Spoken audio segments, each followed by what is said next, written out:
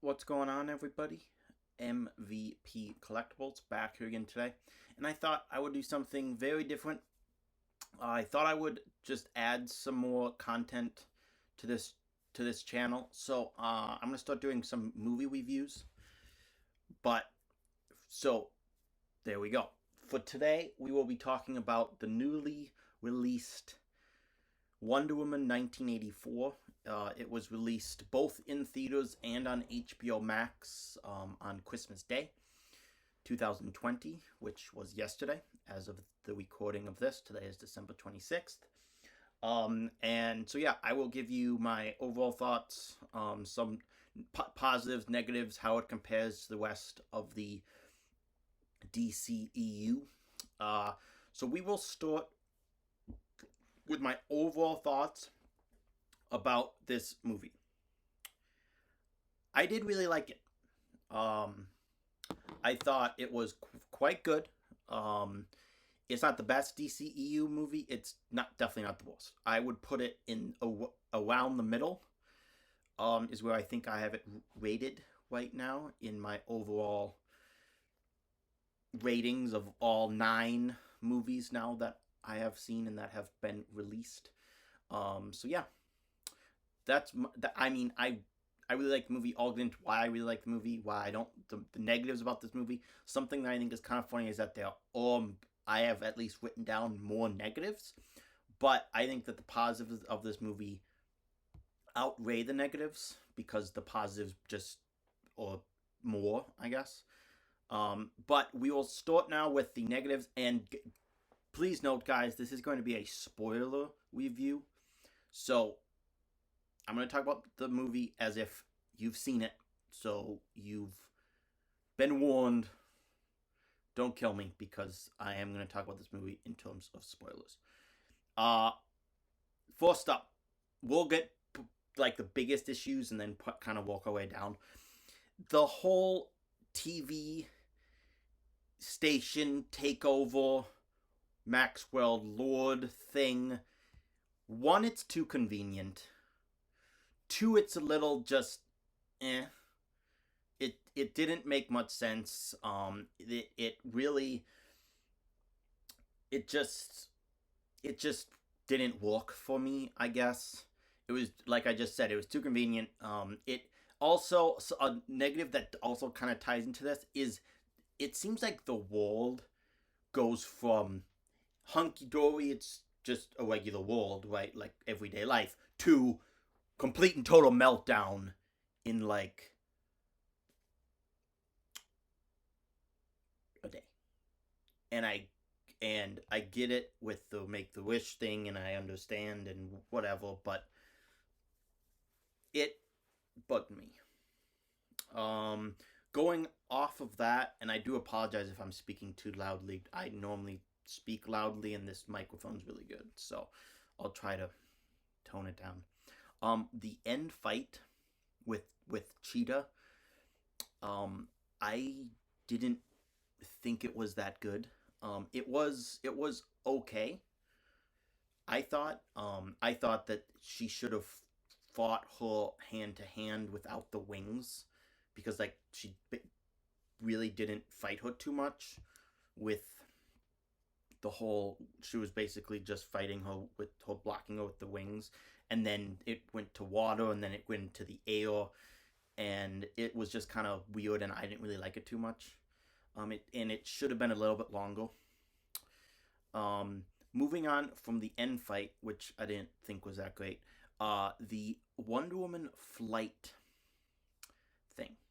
Now, the moment in the movie. Now, there's a moment in this movie where I'm like, okay, well, she's gonna fly, and that, of course, was in the invisible jet, which a lot of people have negatives with. I thought it was. It's, yes, tech overall, I would say it's a negative, just because, ooh, here's another superpower that she just says she has. And I thought that was weird.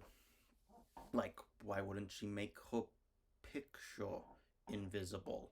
That way no one could ever find the picture. Whatever. I get that she said that, she's never really been able to do it, but whatever. And it just seemed too convenient. It was like a flip of the switch. she's just running along, and then she jumps up, and there we go. Something that I was about to lose my mind over was that when she first does that and she begins to jump, and then she's falling down and she takes the lasso out, I thought that the lasso attached itself to the plane, because you can see a plane flying up top, and I was about to be like, oh my god, don't you fucking tell me that just happened. But of course it didn't, and we're okay, because I'm like, that just sets up, the lasso's not that long, whatever. But it didn't, thank god. Hold on, I have notes on my phone, so that's why I keep kind of looking down. And again, back to the flight thing, it also sets up a pretty decent issue. She hasn't flown in BVS or Justice League. Now, someone could say, well, she never had a reason to in Batman vs. Superman and Justice League. And I would look at them and say, oh, bullshit. She would have flown against Doomsday. And she would have definitely flown against Superman in that flight where he flies up and is looking down her and he, like, headbutts her. You don't think she would have flown up to be able to fight him? Also, she probably would have flown to fight Steppenwolf, but whatever. It's not. I'd assume that whenever Wonder Woman 3 comes out, they might go back on that or figure out some weird way. But going back off of that, and I know this is getting off topic and I do apologize, but going back off that, I know that this is, the chance of this happening is like 0. Like very, very small. And if it does, I don't want it to be a romantic version of what I'm about to say, but I would really like a Wonder Woman and Superman flight scene. I just feel like that would be so cool, because the way that she's flying, like the way that I would have her fly is she did it a little bit, is her arms out, kind of like this. I think that with Henry Cavill's Superman, I don't know why. I guess it's the sentimental of me coming out, but I think that would be cool. And no, I do not want them to be flying and kissing, because that would never happen, and that would ruin a lot. But oh my god, I'm sorry guys, my phone keeps shutting off. But the Wonder Woman flight thing, cool for certain aspects, because Wonder Woman's flying. But overall, a negative. Also, this movie is a little bit out there, like with the whole wish thing, and I get it. It's the way that the movie is, and the movie's very 1980s. It definitely has a lot of cheesiness to it. And I get that. I just wish that they would have maybe toned it down a little bit in terms of just being out there and all that shit. And I guess that's not really, I don't really know what out there really means now that I'm thinking about it. So, but it's kind of hard for me to say what I'm thinking. I just wish that they would have maybe done things a little bit differently about that. Also, something that bugged me up until the end, and it still bugs me slightly, is Maxwell Lord's motivations. And this would have probably been the biggest issue in the movie if it wasn't for the end where he does the whole look inside of his head thing and his past. I like that. I would have wished that would have been peppered throughout the movie instead of getting it dumped at the end. We would have gone into his head in the scenes, in the something in the movie, something he was looking at in the present would flash him back to the past. That's a very general movie technique kind of thing. I would have liked that probably more.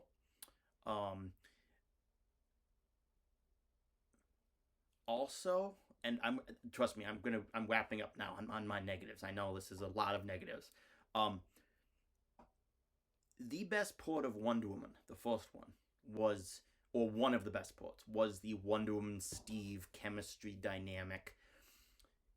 And this isn't so much a negative as is more of a worry. That was the best part about this movie. And, or one of the, one of the top things. And Steve's not coming back for Wonder Woman 3. Like, I'm sorry, but if they find a way to bring him back for Wonder Woman 3, I'm going to lose my mind. Because they won't, like, that was done for this, and they found a way to do it. They found a way to make it work, and it was, but like, so that kind of worries me about what's gonna happen in Wonder Woman 3, and also Wonder Woman 3 I don't think will happen for quite a while. I don't think Patty Jenkins is going to be working on the new Star Wars movie, Rogue Jesus, Rogue. I know the name. I'm just Squadrons. Yeah, there we go. So she's got that. So I would probably say 5 years before we get another, if not a little more. Which Gal Gadot's young.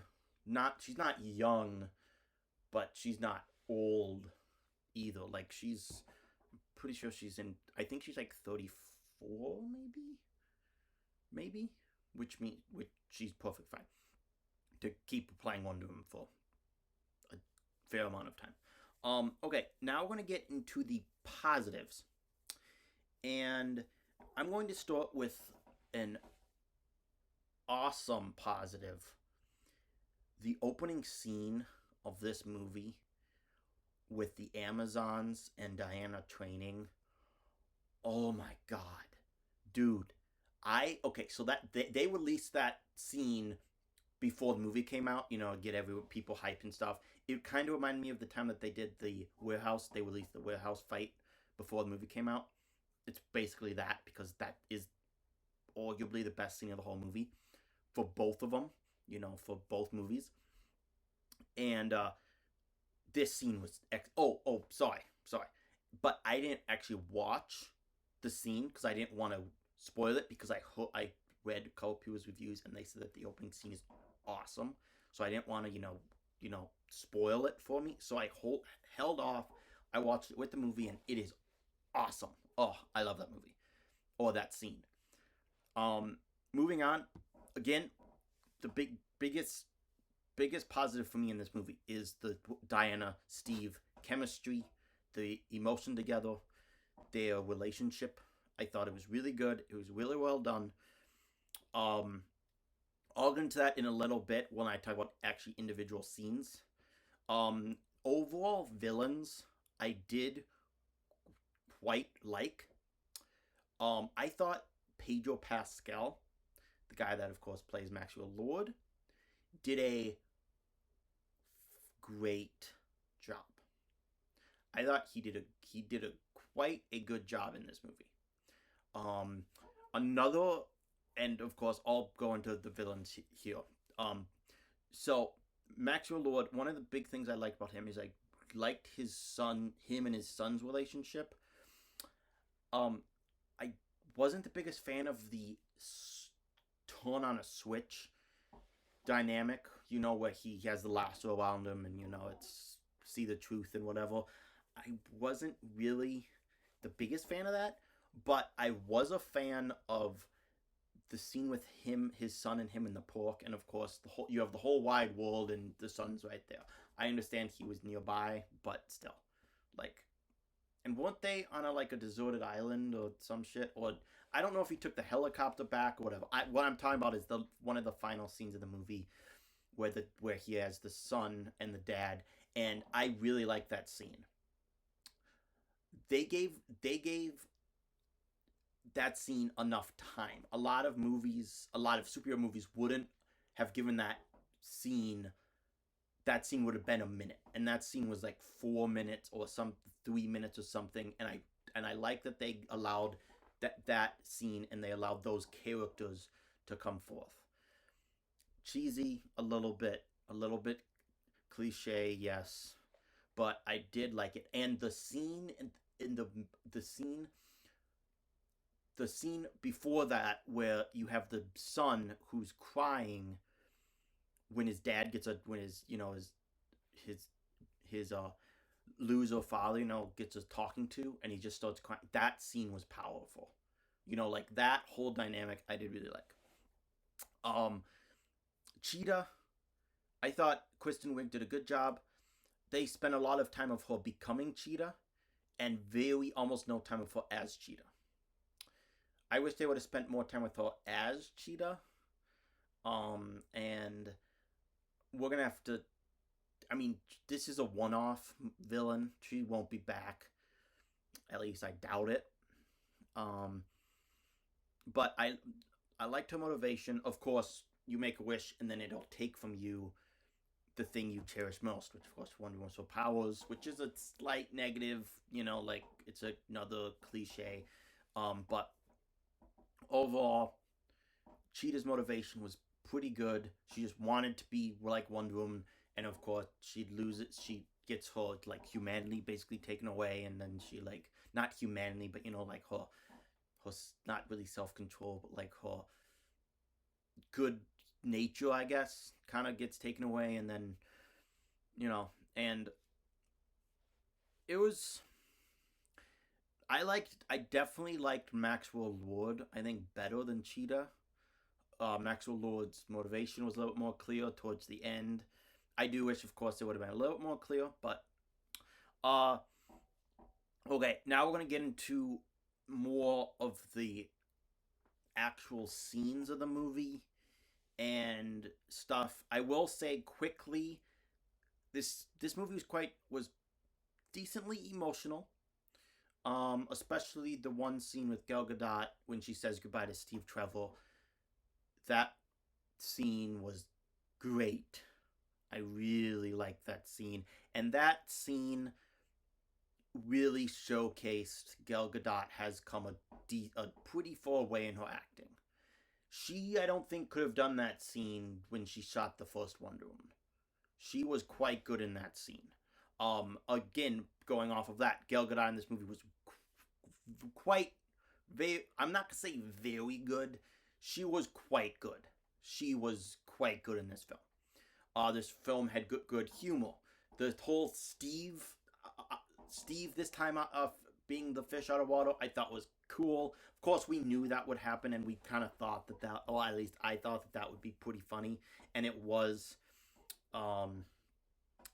Something, going back to the negatives for a second, something about Cheetah, they really hammered home a little too hard that everyone fell in love with her, like after she made her wish. She hammered that a little, they did that a little too much, at least for me. I wish that they would have toned that down a little bit. But now we're going to talk about the actual scenes of this movie. Now, this movie had several big action set pieces, and that was basically the movie. There was really big action set pieces. There really wasn't like just small amounts of action sprinkled out. A smaller one of these was the mall. That was good. They did go a little bit too heavy, this movie, I will say, on the Wonder Woman lasso in the air thing. I wish that they would have toned that down, especially in the final fight scene where they're fighting on the the electric wire. I do wish that they would have toned that down, and it did get a little cheesy, in that, with that whole lasso thing, but the mall scene was good. It kind of showed her, just kicking butt, and that was a pretty good scene. The scene, though, for me, that I really liked was the White House scene. It showed Cheetah, like dominant, and it showed Maxwell Lord being himself, and then also looking scared, and then it showed Wonder Woman getting beat, and I like that. Like, I liked like they got Gal Gadot to like mess up her hair. She looked injured. Like they had her beat, and I do like that they did that. And I liked Cheetah there. The overall motivation with Cheetah, and like she wished to be like her, and that whole thing, that was a little bit forced in that scene, just a little bit. She's just there talking to her, and then Steve comes and whatever, but I overall really like that scene. again, one of my favorite scenes of the movie is the emotional goodbye, and of course that scene in the White House. So it sets that up. So that was set up nicely. Um, I also like now. I feel like if this scene wasn't in the movie, it would be a big detriment to Cheetah. The scene where she beats up the guy that had been harassing her, because that could that scene could have been cut to make the movie, like, okay, I'll say, but I'll continue this. That scene was quite good, and it showed, like she's starting to lose control and stuff. Going off of that, I will say this movie felt just the right length. It could have been a little shorter, but if it's a little shorter, you're gonna lose. I would assume that you're gonna. Now, I have no idea what Patty Jenkins would or would not have cut, but I have a feeling that Maxwell Lord and Son scene would have been toned down. The Maxwell Lord and other Son scenes would have been toned down. That scene with Cheetah, I think it was a good amount of time, and I don't know what they would have cut from the movie. They could have cut one of the challenges in the opening scene, I guess. One of the arrow things. They could have. Of course, you can cut a lot from movies, but I like they gave Wonder Woman and Trevor the right amount of time. Now, this movie was quite well written. At least I felt. Some people might not feel that way. I thought it was cheesy, but again, it's the 1980s, so I get that. But I did feel like, especially the dialogue between Steve and Wonder Woman, was quite well done. And I thought it was kind of strange that this was written by Patty Jenkins, Jeff Johns, and someone else that I forget the name of, and I do apologize. But I thought that was another positive. Again, I think probably the best scene of the whole movie was the goodbye scene. It turned a little bit cheesy after that, where she ran. Also, something that I noticed in this movie, and it may have just been me, her armor seemed pretty loose. Like, it moved a lot more in this movie than it did the original Wonder Woman. At least I thought it did. Like, when she's running, like the arm was moving, like, like the arm was moving. Also, I'm going to say this as a negative, because it bugs me. This movie also basically told us that Wonder Woman keeps her armor underneath her clothing. Now, if I'm mistaken and she doesn't, and she spins or something, because we actually never see her transform into the armor. She's wearing a dress in the taxi, and then and then she has the armor on. If the movie is suggesting, which I think it is, that she keeps the armor on underneath, it makes no fucking sense. The middle of the eagle goes up to here on her chest, and throughout the movie she's wearing clothes that are down to here.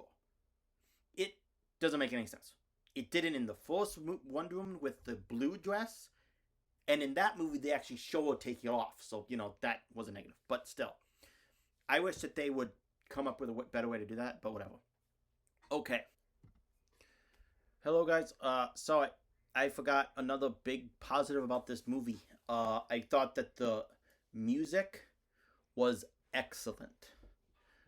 Especially towards the end, they used a song from the beginning of BVS, which I really love. It's when Bruce Wayne's parents get shot, and I really love that song. I thought the overall music in this movie was great. They did a great job with it. Hans Zimmer did a fabulous job. I really liked it also at the beginning with the fourth scene, which is one of the best parts about the whole movie, and it also really sets into motion how badly I want to see an Amazonian spin-off movie, because I think that would be awesome. But I forgot to mention that in my review, my main portion. So now let's get back to that. I am now going to put this movie. I'm now going to put this movie in with the other movies. Now, of course, I could make a 3-hour video about the other movies and where they rank. So this will just be a quick thing. Right now, I put this movie as 5th. There's 9 movies, and this is so for my ratings for the DCEU. Number 9th is Birds of Prey. Number 8th is Suicide Squad. Number 7 is Justice League. Number 6 is Aquaman. Number 5 is Wonder Woman 1984. I have Wonder Woman 1984 as the 5th best DCEU film. Ahead of it, Wonder Woman at 4, Shazam at 3, Man of Steel at 2, and BVS Ultimate at number 1. If you take away the Ultimate, that's going to fall to probably in between the 2 Wonder Womans. Probably. I just think the Ultimate of that movie is just epic. So that's where it falls. I do think the original Wonder Woman is better, not by a lot. And this movie, Wonder Woman 1984, does things in this movie that are better than the things in Wonder Woman. And the Wonder Woman does things that are better in that movie that are better than this movie. That movie's a lot more grounded. It's a lot. And of course, it's meant to be. This is supposed to be a more cheesy movie. The movie that's right behind it, Aquaman, takes the cheese up to a little higher level. At least I thought it did. And this movie's more emotional than that movie. This movie has... I think Wonder Woman 1984 is better than Aquaman. So there we go. That's where this falls. That's my overall thoughts, guys, about Wonder Woman 1984. I will probably do a rating scale at some point for future movies that I will probably go back and rate movies in the past.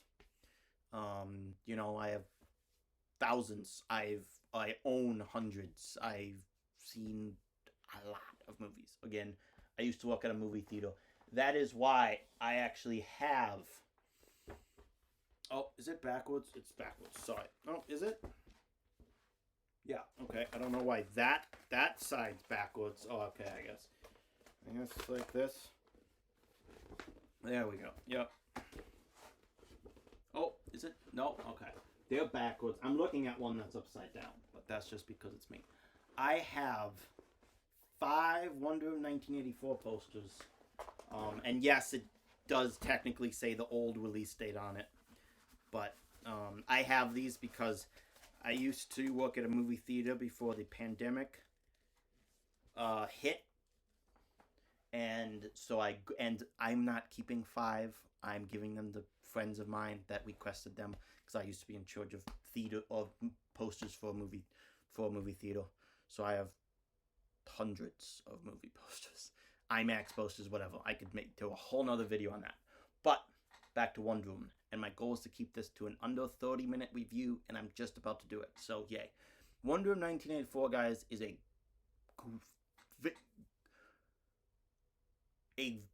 quite good movie. I wouldn't say it's very good. I wouldn't say it's great. I would say it's a solid entry to the DCEU.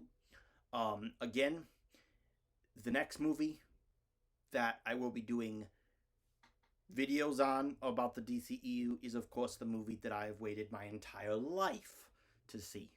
And that, of course, is the Snyder Cut of the Justice League movie. I will be doing videos on that, most likely. It'll be the greatest day of my life. Probably. Who knows? It's going to be epicness. That's all I got to say. It won't be the greatest day of my life, but it's going to be epic. But, guys, Wonder Woman 1984, quite good. Check it out. It is available on HBO Max if you have a subscription. If not, it's $14.99 a month. buy HBO Max, watch it, or wait. Like an old colleague of mine is waiting because he doesn't like the whole theaters being shut down and them doing this thing. So he's waiting. I actually got to tell him what I thought of the movie. But guys, please like, share, subscribe, do all that good thing. And even though the goddamn Minnesota Vikings are out of the damn playoffs, which, you know, it is what it is, but I'm still going to say it.